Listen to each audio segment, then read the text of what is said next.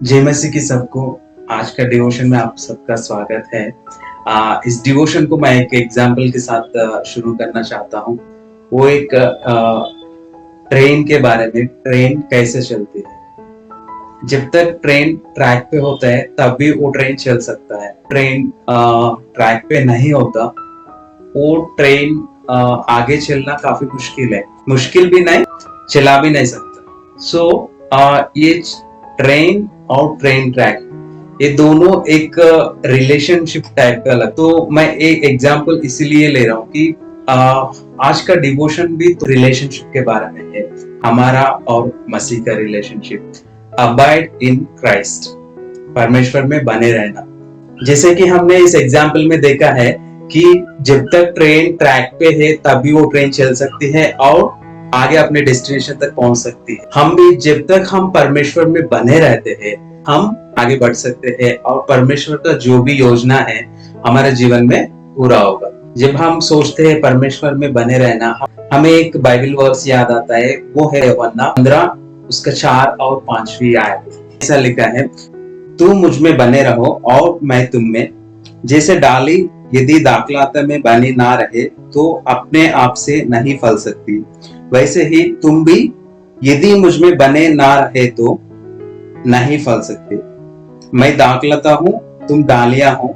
जो मुझ में बना रहता है और मैं उसमें, वह बहुत फल फलता है, क्योंकि मुझसे अलग होकर तुम कुछ भी नहीं कर सकते।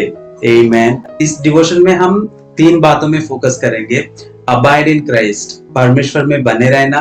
दूसरा, what are the challenges we face during the process, जब हम इस प्रोसेस में क्या क्या चुनौतियां सामना करना पड़ सकती। तीसरा, हमारे लिए वे फॉरवर्ड क्या है, परमेश्वर का मार्ग निर्देश इसमें क्या हो सकता है। अभी जो आयतों में हमने पढ़ा है कि परमेश्वर के बिना हम कुछ भी नहीं कर सकता। अगर परमेश्वर का मार्ग निर्देशन में नहीं चलता तो हमारे जीवन में फलवंत होना काफी मुश्किल है। इस वचन क्लियरली हमें बताता है कि मुझसे अलग होकर तुम कुछ भी नहीं कर पाओगे। एक चीज तो हमें क्लियर हो गया कि चाहे हमारे लाइफ में किसी भी तरीके का सिचुएशन हो, हमें परमेश्वर के साथ बने ही रहना है, क्योंकि परमेश्वर से अलग होकर हम अपने आप पे कुछ भी, कोई भी काम नहीं कर सकता। जब मैं इस वचन के ऊपर मनन कर रहा था तो मुझे एक वचन याद आए। ये है भजन संहिता 127 और 2 में ऐसा लिखा है, तुम जो सवेरे उठते और देर करके विश्राम करते और दुख भरी रोटी खाते हो, यह सब तुम्हारे लिए व्यर्थ ही है, क्योंकि वह अपने प्रियों को यूं ही नींद प्रदान करता है। दोनों वचनों को अगर हम रिलेट करते हैं तो परमेश्वर का वचन कुछ चीजों को क्लियर करता है कि हमें मेहनत करना भी जरूरी है। परमेश्वर उस मेहनत का फल हमें देगा। यदि हम सोचते हैं कि हम अपने आप से या नहीं तो अपने बलबूतों पे कुछ करने के प्रयास करते हैं, कुछ हद तक शायद हम सक्सेस हो सकते हैं, लेकिन पूरे समय के लिए हम जीवन में शायद सफल नहीं हो पाएंगे। हमें परमेश्वर में बने रहना जरूरी है। जब हम परमेश्वर में बने रहते हैं, परमेश्वर हमारे लिए मार्ग निकालेगा। दूसरा, क्या क्या चुनौतियां हम फेस करना पड़ता है जब हम परमेश्वर को मानते हैं और परमेश्वर दिखाया हुआ रास्ते में चलना चाहते हैं, लेकिन हमारे लिए क्या क्या चैलेंजेस हो सकता है। पहले बात करेंगे हम डिस्ट्रैक्शंस के बारे में। डिस्ट्रैक्शंस जो होते हैं आज का टाइम में, हर एक चीज मोबाइल फोन से ही होता है। मोबाइल फोन के बिना हम अपना लाइफ को मैनेज करना काफी मुश्किल है। बट कैसे इन सारी चीजों से बच सकते हैं, हम कैसे इन चीजों पे बैलेंस बना के रख सकते हैं। जो डिस्ट्रैक्शन ऐसा है हम अवॉइड नहीं कर पाते हैं, वो है एक मोबाइल फोन, सोशल मीडिया, या तो हमारा कुछ हॉबीज हो सकता है, फ्रेंडशिप हो सकता है, किसी से फ्रेंडशिप ऑब्स्टैकल हो सकता है, एक रुकावट हो सकता है परमेश्वर के साथ रिश्ता बना के रखने में। Mobile phone, friendship, social media, Netflix, ये कोई भी चीज बुरा नहीं है, करने में भी कोई गलत नहीं है, लेकिन परमेश्वर को जो समय देना होता है, जितना समय हम परमेश्वर को देना चाहिए, वो सब छोड़ के अगर हम इन चीजों पे व्यस्त हो जाते हैं, शायद वो हमें और परमेश्वर में दूरी बना रहे हैं। तो हमें इन चीजों पे ध्यान करना है और हमें प्रार्थना करना है कि परमेश्वर मुझे ज्ञान देना और बुद्धि देना, ताकि मैं इन सारे चीजों से अपना आत्मिक जीवन में आगे बढ़ पाओ। एक कोटेशन है, मैं कहीं पढ़ा था कि in a relationship is important.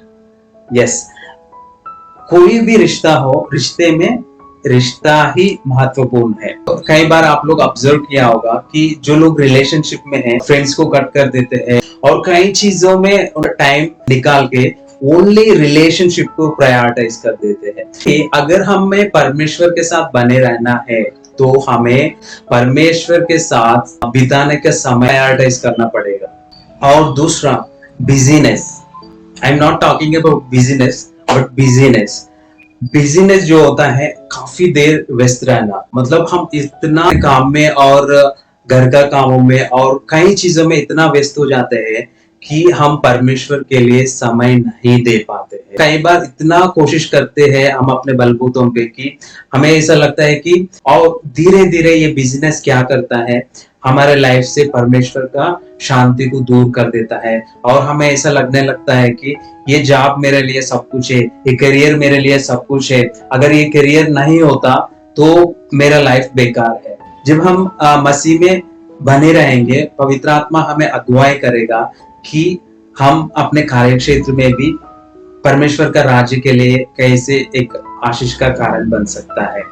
तीसरा हम देखेंगे स्पिरिचुअल ड्राइनेस, जो हमारे आत्मिक जीवन में एक ड्राइनेस महसूस करते हैं। भजन संहिता 42 और उसका पहला आयत में ऐसा लिखा है, जैसे हिरनी नदी के जल के लिए हाफती है, वैसे ही हे परमेश्वर मैं तेरे लिए हाफता हूँ। इस वचन के द्वारा हमें एक रियलाइजेशन मिलता है। स्पिरिचुअल ड्राइनेस से हमें दूर होना बोले तो हमें प्रार्थना करना होगा, पवित्र आत्मा मुझे सहायता करना ताकि मैं इस स्पिरिचुअल ड्राइनेस से बाहर आ जाऊं। कई बार हम एक थिन लाइन होता है वो हम क्रॉस कर देते हैं, चाहे वो हमारा एक्सक्यूजेस दे सकते हैं। कई बार हम अपने आप पे सेल्फ पिटी पे आकर सोच सकते हैं कि आज तो मैंने बहुत काम किया, कोई बात नहीं, आज प्रार्थना नहीं करने से भी चलेगा।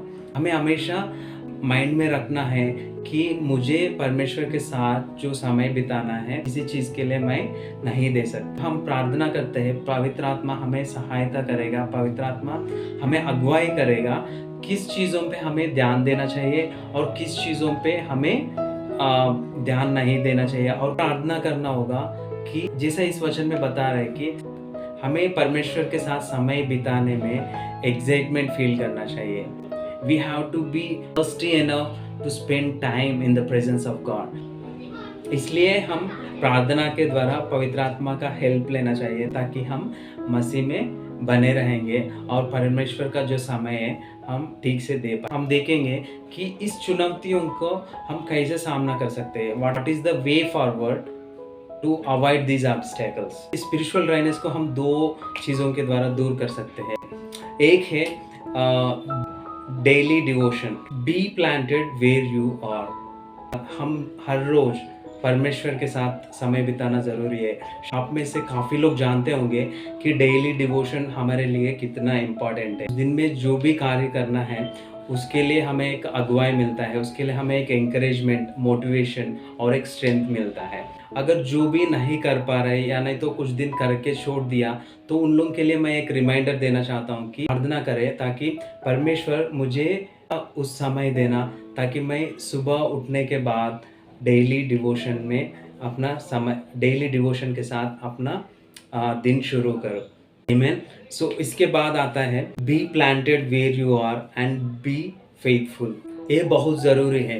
कई बार हम सोचते हैं कि उनका लाइफ तो बहुत अच्छा चल रहा, मेरा लाइफ ऐसा क्यों। लेकिन परमेश्वर का वचन रोमियो 8 में बताते हैं कि परमेश्वर सारे बातों को मिलकर भलाई को उत्पन्न करेगा। परमेश्वर हमें जहाँ पे रखता है हमें वहाँ पे रहना ज़रूरी है। छोटा सा छोटा रिस्पॉन्सिबिलिटी में भी वफादारी रहना ज़रूरी है।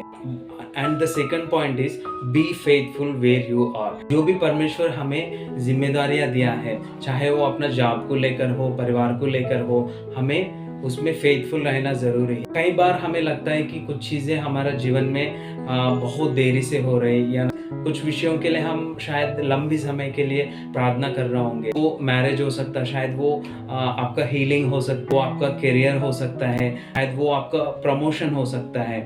लेकिन इस समय मैं परमेश्वर का दास अब्राहम का जीवन को हम एक बार याद कर सकते हैं कि उनका जीवन में इसहाक बेटा का आशीष के लिए उन्होंने इतना साल परमेश्वर के सामने प्रार्थना करता रहा और इंतजार करता रहा।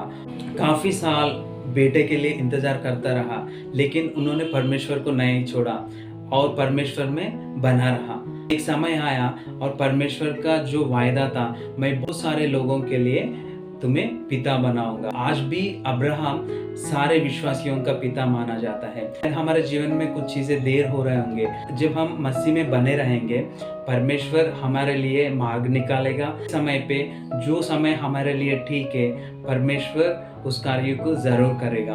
तो इस डिवोशन के द्वारा मैं यही एक रिमाइंडर देना चाहता हूँ कि मसीह में बने रहें। लाइफ में चाहे कोई भी हार्ड सिचुएशन हो या नहीं, तो आप कई दिन से परमेश्वर से दूर हो गए होंगे, लेकिन परमेश्वर का वचन कहता है कि पहला यूहन्ना 1 अध्याय में कि जो परमेश्वर के सामने अपने पापों को मानते हैं और अंगीकार करते हैं, परमेश्वर उनको माफ़ करता है और एक नया जीवन देता है। इस डिवोशन आपके लिए एक मौका है कि आप परमेश्वर के पास वापस आइए और परमेश्वर में बने रहिए। Be abide in Christ. God bless you all.